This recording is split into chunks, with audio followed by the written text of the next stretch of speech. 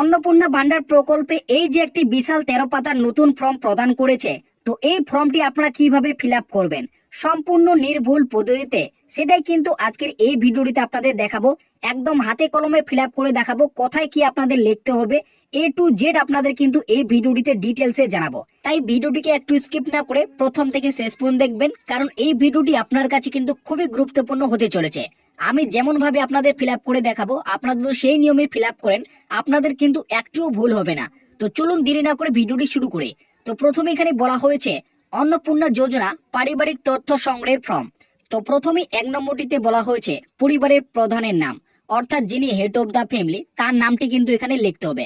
আপনারা অনেকেই ভাবছেন যিনি অন্নপূর্ণা যোজনায় আবেদন করবেন তার নামটি লিখতে হবে, তো এমনটা কিন্তু নয়। যিনি পরিবারের প্রধান অর্থাৎ হেড অফ দ্য ফ্যামিলি তার নামটি কিন্তু এখানে লিখতে হবে। তিনি যদি পুরুষ হয়ে থাকেন সেক্ষেত্রে তার কিন্তু নামটি লিখতে হবে, আর তিনি যদি মহিলা হয়ে থাকেন সেক্ষেত্রে তার কিন্তু মহিলার নামটি এখানে লিখতে হবে। অর্থাৎ আপনার কিন্তু পরিবারের প্রধান যিনি রয়েছেন তার নামটি কিন্তু এখানে লিখতে হবে। এবং এখানে বলা হয়েছে আধার কার্ড অনুযায়ী, অর্থাৎ আধার কার্ডে যেমন নাম রয়েছে ঠিক তেমনই কিন্তু লিখতে হবে।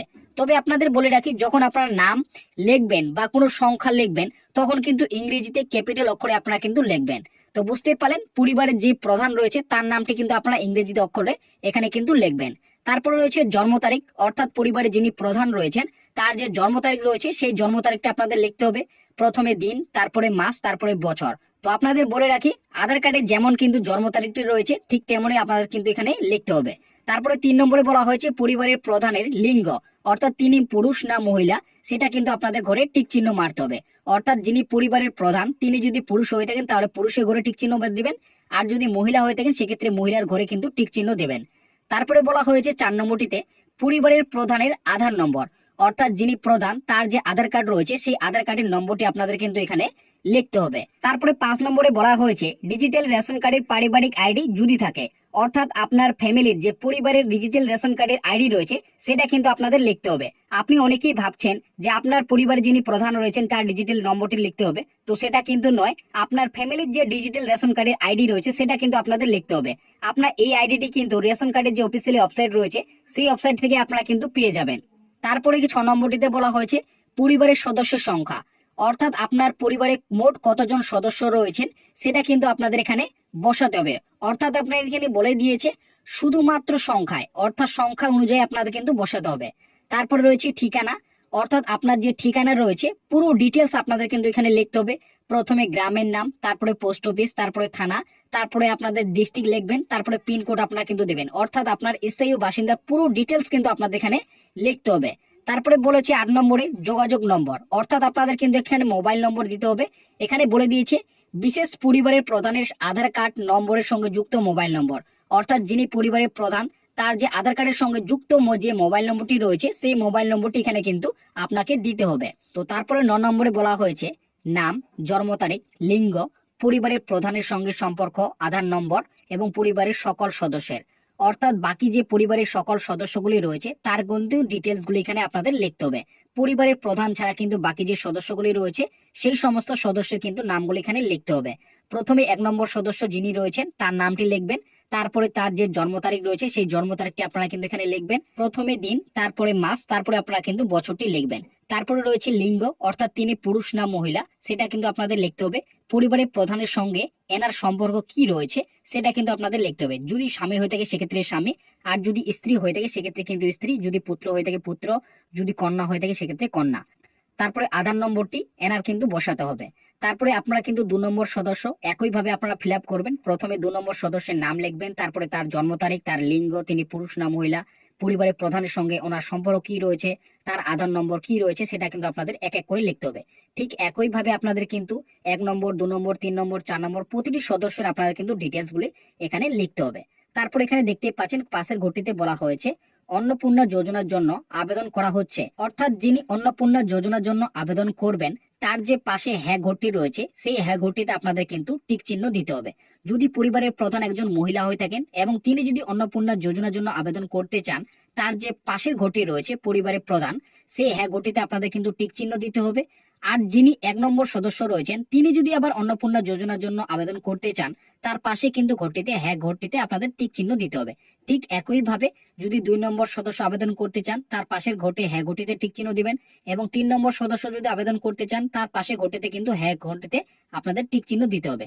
অর্থাৎ এই একটি ফর্ম দিয়ে আপনারা কিন্তু একই পরিবারের 1জন কিংবা 3জন কিংবা 5জন ব্যক্তি পর্যন্ত আপনারা কিন্তু অন্নপূর্ণা যোজনার জন্য আবেদন করতে পারেন। তো তারপরে পাশের ঘটিতে বলা হয়েছে যিনি 5 বছরের কম রয়েছেন যে সদস্যটি, তার আধার কার্ডের নম্বরের জায়গায় আপনাদের কিন্তু না অর্থাৎ এনে আপনাদের লিখতে হবে।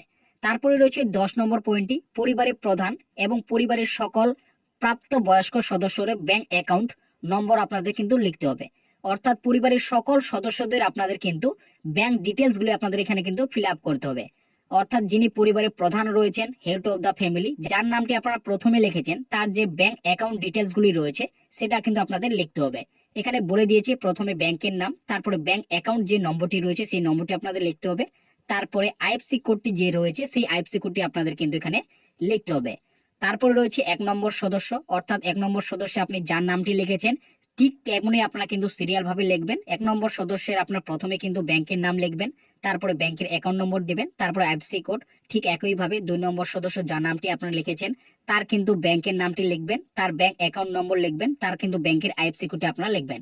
পরপর ভাবে আপনারা কিন্তু সকল সদস্যের আপনারা কিন্তু ব্যাংক ডিটেলস গুলি ফিল আপ করবেন। তারপরে 11 নম্বর বলা হয়েছে পরিবারের সকল সদস্যদের আপনাদের কিন্তু ভোটার কার্ড অর্থাৎ এপিক নম্বরগুলো কিন্তু এখানে লিখতে হবে। পরিবারের যিনি প্রধান রয়েছেন, হেড অফ দা ফ্যামিলি, যার নামটি দিয়েছেন, তার ভোটার কার্ডের যে নম্বরটি রয়েছে সেই ভোটার কার্ডের নম্বরটি আপনারা প্রথমে লিখবেন, তারপরে বিধানসভা ক্ষেত্র এবং অংশ নম্বরটি আপনারা কিন্তু লিখবেন। তো আপনাদের বলে রাখি বিধানসভা ক্ষেত্র এবং অংশ নম্বরটি আপনারা কিন্তু ভোটার তালিকায় আপনারা কিন্তু ডাউনলোড করে সেখান থেকে আপনারা কিন্তু দেখে নিতে পারেন। তারপরে পরিবারের 1 নম্বর সদস্য যিনি রয়েছেন তার কিন্তু ভোটার কার্ডের নম্বরটি লিখবেন, তার বিধানসভা ক্ষেত্র এবং অংশ নম্বর। ঠিক একইভাবে 2 নম্বর যিনি সদস্য রয়েছেন তার ভোটার কার্ডের নম্বরটি দিবেন, তার বিধানসভা ক্ষেত্র এবং অংশ নম্বর আপনারা কিন্তু লিখবেন।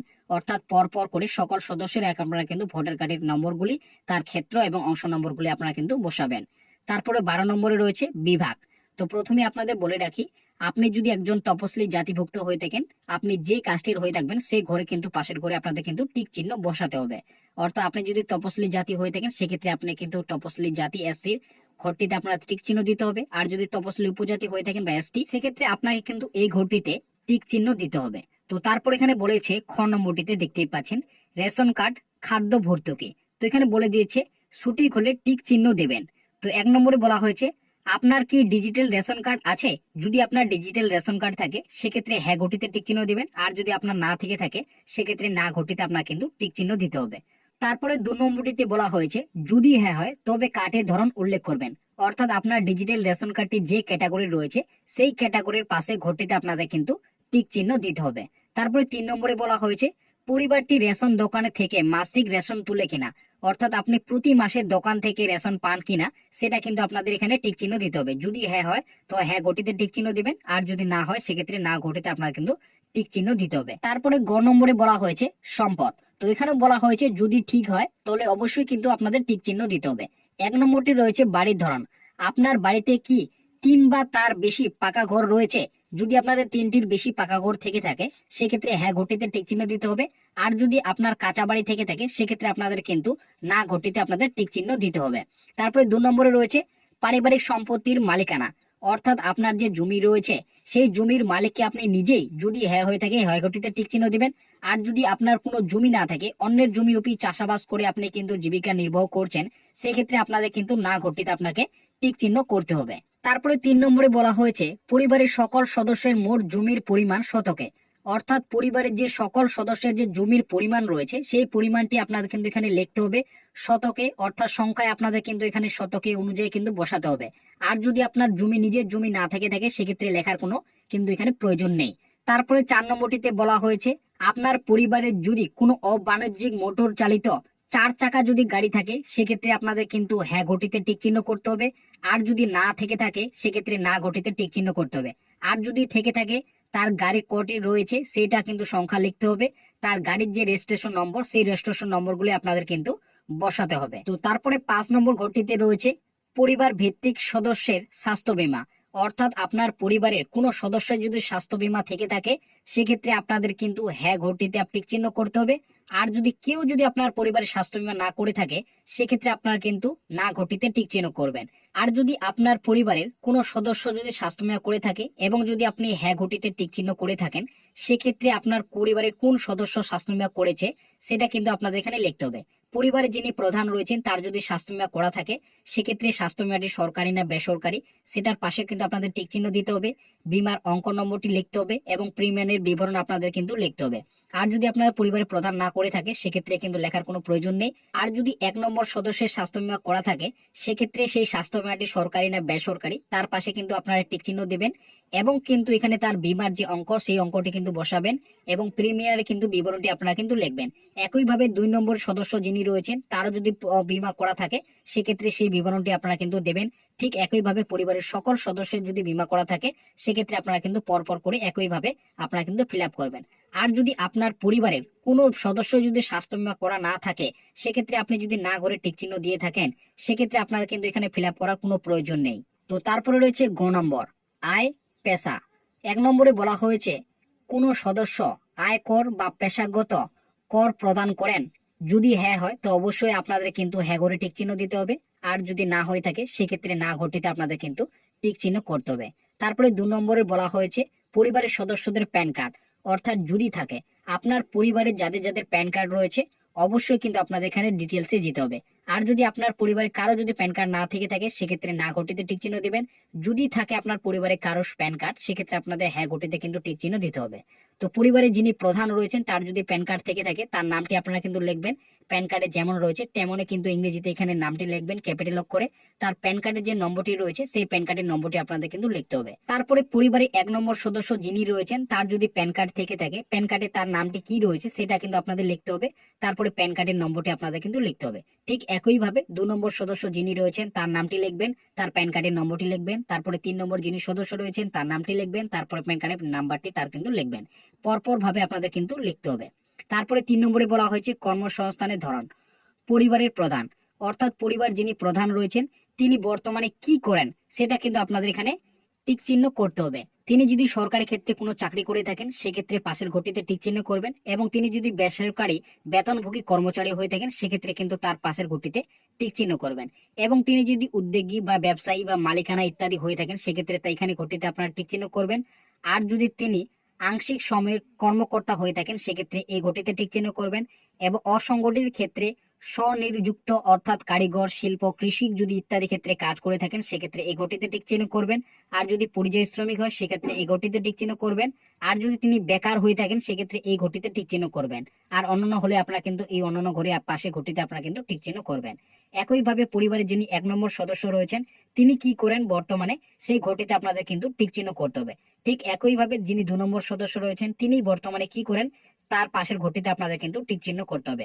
অর্থাৎ আপনার পরিবারের সকল সদস্যরাই বর্তমানে কি করছেন অর্থাৎ তিনি কি কাজের সঙ্গে যুক্ত রয়েছেন কোন সদস্য তার পাশের ঘরটিতে আপনাদের কিন্তু টিক চিহ্ন করতে হবে। তো তারপরে 4 নম্বর ঘরটিতে বলা হয়েছে পরিবারের শিক্ষিত প্রাপ্তবয়স্ক সদস্যের সংখ্যা এবং পরিবারের অশিক্ষিত প্রাপ্তবয়স্ক সদস্যের সংখ্যা, অর্থাৎ আপনার পরিবারের কয়জন ব্যক্তি শিক্ষিত রয়েছেন এবং কয়জন ব্যক্তি অশিক্ষিত রয়েছেন তার কিন্তু সংখ্যাগুলি আপনাদের লিখতে হবে।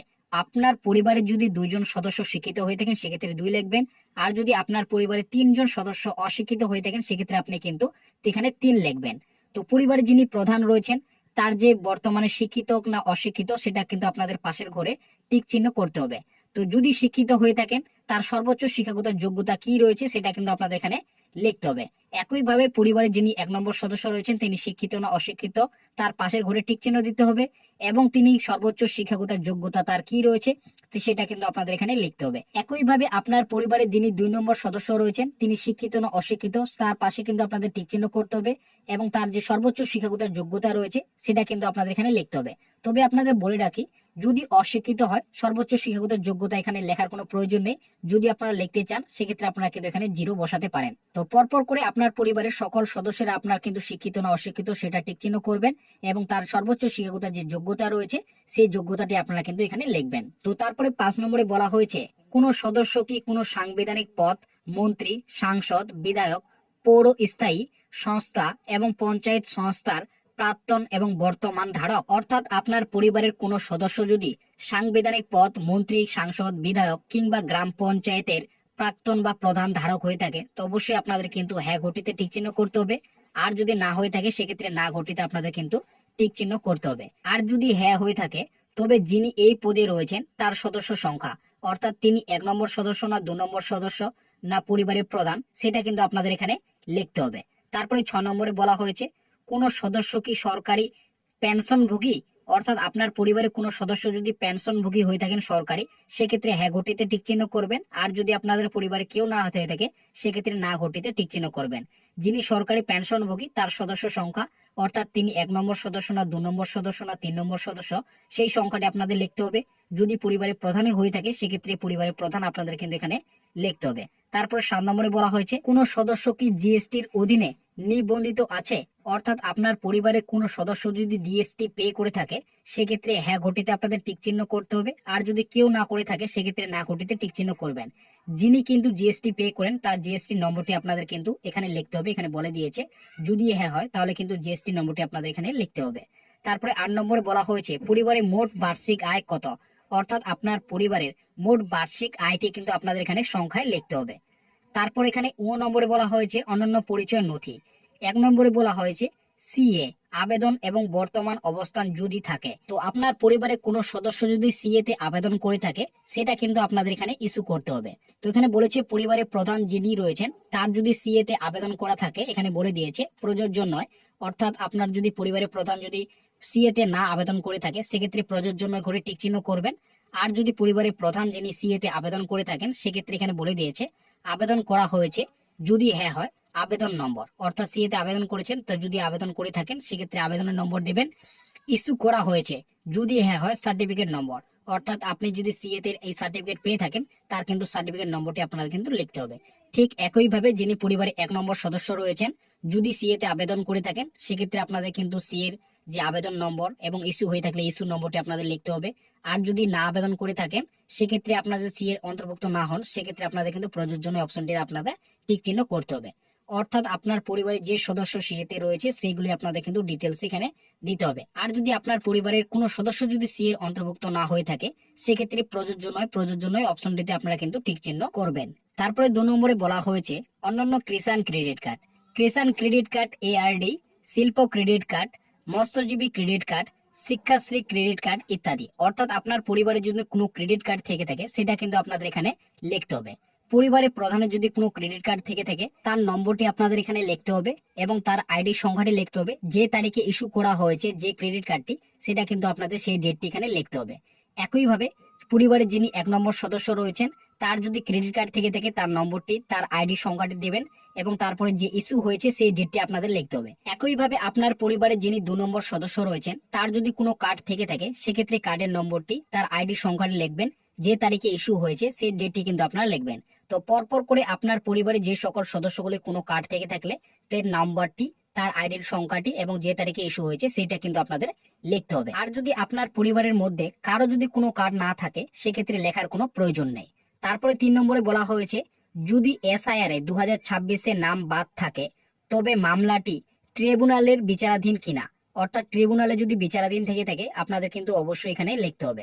তো বলেছে পরিবারের প্রধান যিনি রয়েছেন তার যদি এসআইআর এর নাম বাতিল পড়ে সেটা ট্রিব্যুনালের বিচারাধীন আছে কিনা সেটা কিন্তু লিখতে হবে। যদি পরিবারের প্রধানের যদি এসআইআর এর নাম বাদ পড়ে এবং বিচারাধীন হয়ে থাকে সেক্ষেত্রে হ্যাঁ ঘরটিতে আপনাদের কিন্তু টিক চিহ্ন করতে হবে। আর যদি না থেকে থাকে সেক্ষেত্রে না। আর যদি আপনাদের প্রযোজ্য না হয় সেক্ষেত্রে আপনারা কিন্তু প্রযোজ্য নয় অপশনটিতে টিক চিহ্ন করবেন।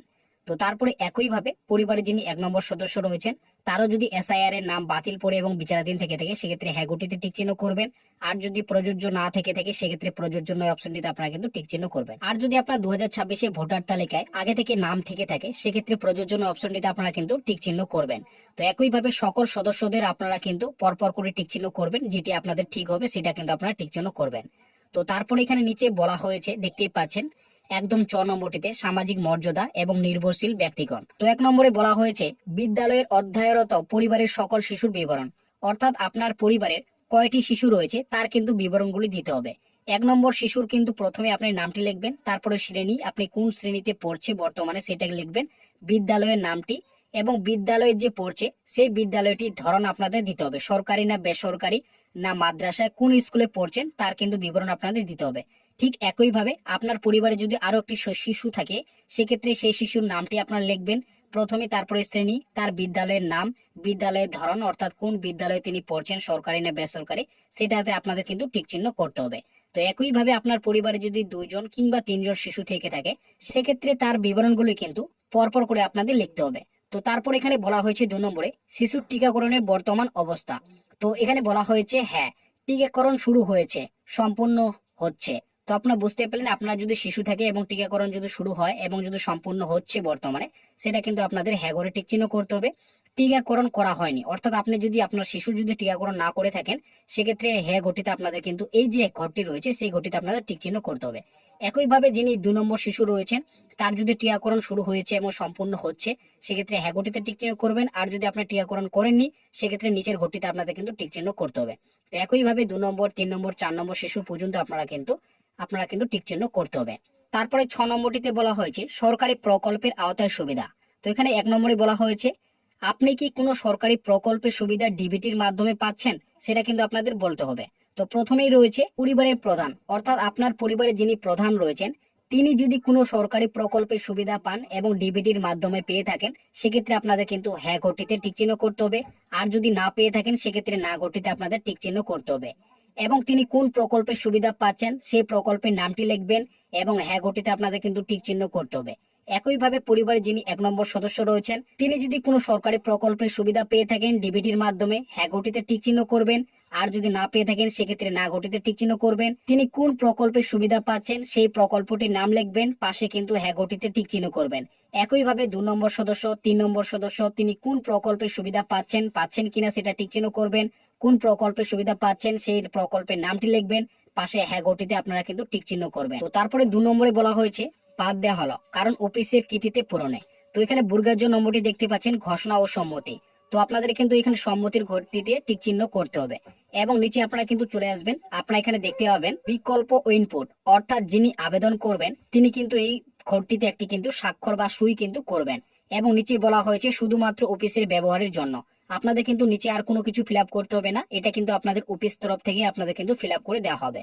তো আশা করা যায় আপনারা বুঝতে পারেন কিভাবে আপনারা কিন্তু অন্নপূর্ণা যোজনার যে বিশাল 13 পাতার ফর্ম রয়েছে, সেই 13 পাতার ফর্মটি আপনারা কিভাবে ফিল করবেন একদম A to Z আপনাদের কিন্তু জানিয়ে দিলাম। আপনাদের ভিডিওটি কেমন লাগলো অবশ্যই কিন্তু ভিডিওর কমেন্ট বক্সে আপনারা কিন্তু কমেন্ট করে জানাবেন।